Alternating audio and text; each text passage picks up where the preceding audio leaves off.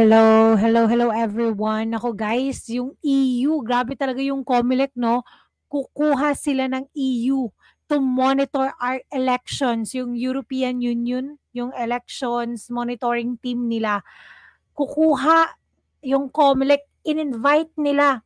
At sabi ni Glenn Chong ay gagamitin daw ito ng COMELEC or ng gobyerno na deodorant sa dayaan kasi daw, 'di ba, sasabihin na oh, wala talagang nangyaring dayaan na merong EU na nagmonitor. Oh, 'di ba? So guys, nako, makinig tayo dito kay Attorney Glenn Chong. Right, go ahead. Again, Yes, so ma'am. itong mga EU, ano yung credibility nila? Magkakakonsyaba sila, ba't ang aga nila nandito? So that's one question. And then number two, um how credible are they? Bakit sila pumayag dito?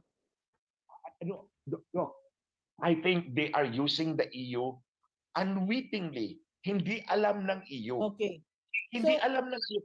Kaya nga sabi ko sa iyo, George Garcia works so insidiously. Tingnan mo, ang Facebook. Hindi niya kaya ang Facebook bayaran para sumunod sa kagustuhan niya. Anong ginawa? Inawardan. Inawardan ng COMELEC last year ang Facebook. Oh, anong patunay ko? Grabe. Si Dr. Frankel, yung kalbo, doon sa TRICOM, paulit-ulit yung sinabi, inaward kami ng COMELEC to maintain election integrity o kaya sumusunod ka ng dikta ng COMELEC. Tanggalin mo si Respicio, tanggalin mo si Glenn Chong. That's how he works. Insidious. So attorney, the EU, yung presensya ng Grabe. EU na nandyan, it can work in our favor if we are united and we show them, no, yung katulad nga kasi sinasabi mo magbumoto tayo.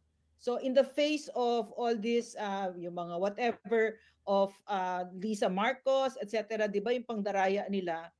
The EU is there and if you say that it is unwitting, hindi nila alam, we can work with them and we can pressure them. That's Right?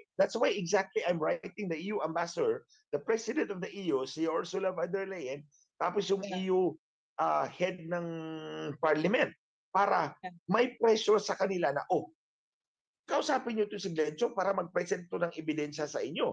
Para makita nila, pakita ko, ito yung role nila, pwedeng mag-verify. Tapos ngayon, hindi na pwede. So anong ibig sabihin doon? In other words, hindi lang si COMELEC ang pwedeng mag-present sa kanila. Kailangan ma-hear nila yung side natin with evidence to both. So attorney what I'm seeing, maganda to, napakaganda. Yes. Kasi yung mga gobyerno na hinihinga ng asylum, no, kahit yung mga nandito, yung mga nakilala ko, no, yung mga ministers, alam nila kung anong ginawa ni Marcos kay PRRD. So bulok na bulok ang tingin nila kasi talagang nagugulat sila na a government will surrender their own citizen to the ICC without going through a judicial process, hindi man lang tayo members one after the other, we're not even a member state. So umaalingasaw ang baho ng Marcos administration ngayon sa buong mundo, plus the outpouring of love for PRRD and the enragement of the Filipino people against Bangag. Plus it's now showing in the surveys na bumubulusok siya. Therefore, maganda ito, please magdaya kayo para talagang makita ng buong mundo. Kaya nga, gusto nilang dayain yung eleksyon para ipakita sa mundo na wala actually power si President Duterte and that they were right all along surrendering him to the ICC to show that their narrative will prevail. Ang atin naman is to show na nandadaya yan. Kasi mandadaya yan. That's why we need to neutralize the EU kasi gagamitin nga nilang deodorant unwittingly. So the only way to do this is for the EU, pinaalam namin sa inyo that there is a different view, that there is cheating. How do you spot cheating? Kung ayaw nyo kaming pakinggan, edi konsabo kayo. So whatever the EU says afterwards, wala nang value.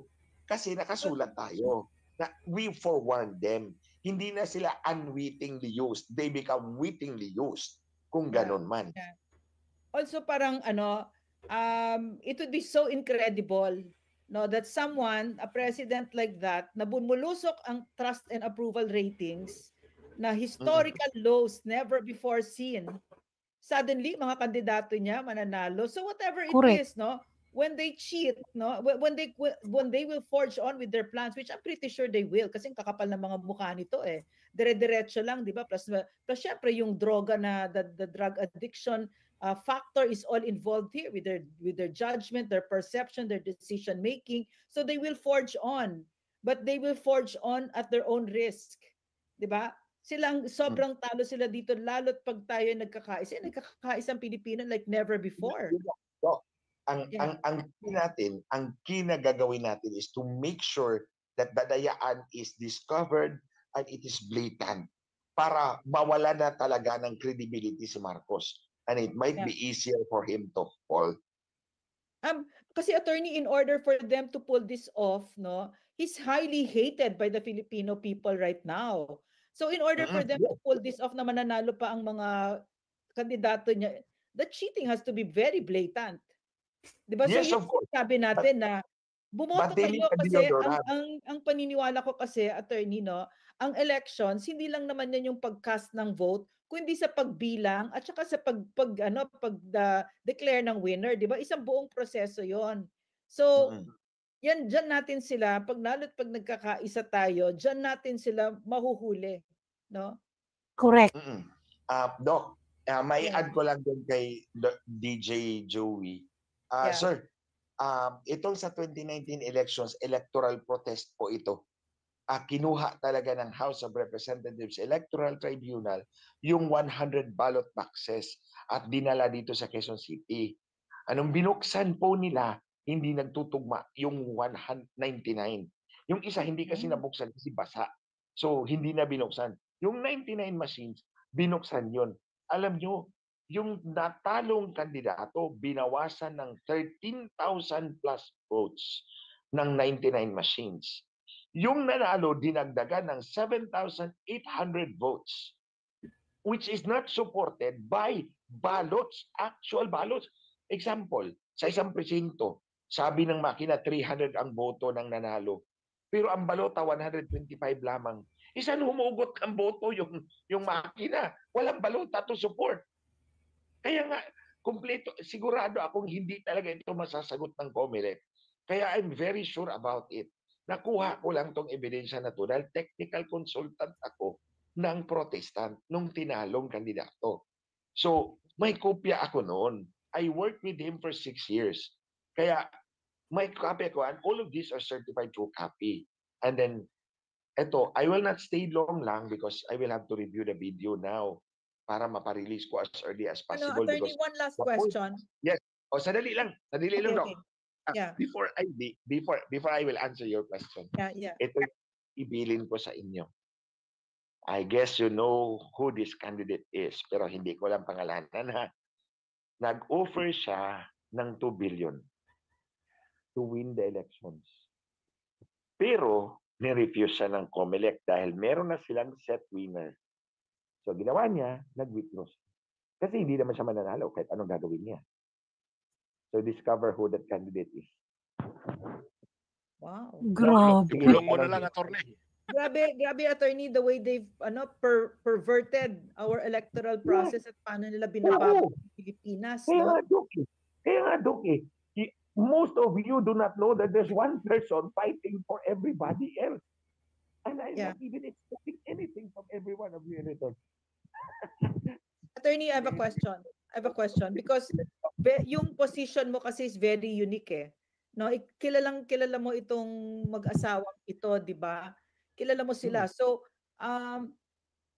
if the EU sides with us, if it's the cheating is so blatant, if it's found that it's so rotten, mahihiya sila? Are they going to back down?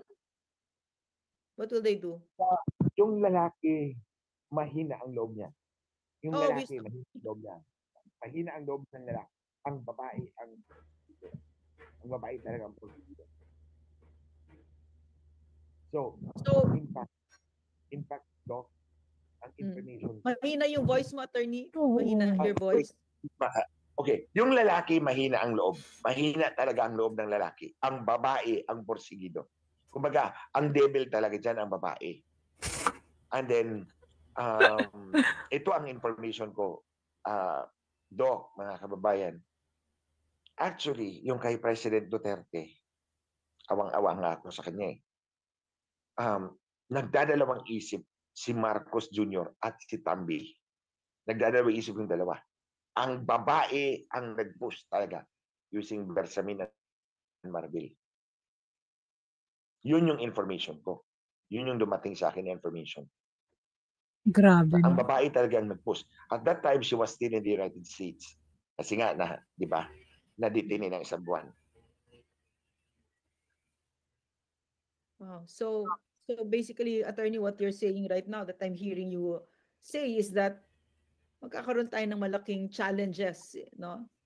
Malaki kasi ang Pilipino very in love with very very deep respect for her vote. Talagang pinakamamahal natin yan, yung boto natin, di ba? So hindi papayag ang Pilipino. Grabe, no? Sino kayang ano yun? Sino kayang ano ba yun? Election or sino kayang tao, politiko yun? No? Magbabayad sana ng 2 billion pero hindi na tinanggap ng COMELEC kasi meron na silang set of winners. Guys, ano ba to? Ano nang nangyayari? Grabe. Pero guys, pag ito blatant talaga, talagang grabe talaga. Ano mo yung masasabi mong klarong-klaro talaga na dinaya? Klaro talaga na talaga yung administrasyong ito is madaya talaga. At talagang hindi sila mananalo guys pag na klaro talaga na dinaya yung election. Kaya guys, huwag kayong mag-alala, bumoto pa rin tayo guys. At saka, grabe no, sabi ni Attorney Glenn Chung, si ano daw talaga yung devil. Grabe. Nakakatakot guys. Grabe talaga no. Grabe, sobra-sobra na yung kasamaan talaga. Grabe. Kaya guys, anong masasabi nyo? Naku, nakakatakot.